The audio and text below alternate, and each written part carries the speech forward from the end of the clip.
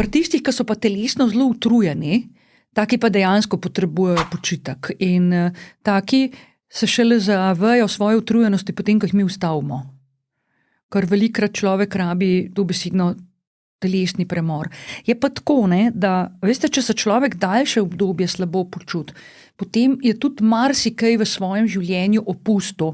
In jaz velikokrat recimo vprašam, ok, v redu, vse počutite, koliko časa se počutite tako slabo? Ok, zadnje 2-3 leta. V redu, zdaj mi pa povejte, kaj vse ste opustili v tem času. Pa kaj vse ste pripeljali v življenje v tem času. Zato, da malo presejamo to, kar se je nabrali, pa ločimo, ne.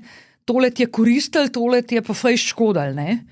In potem primerjamo to, kako je živel v času, ko mu je bilo slabo, pa kako je živel takrat, ko mu je bilo dobro. In to je spet damo na sito, ne? Ker lahko da takrat, ko je živel dobro, pa se je dobro počutil, se je lahko morda spravil v to stanje.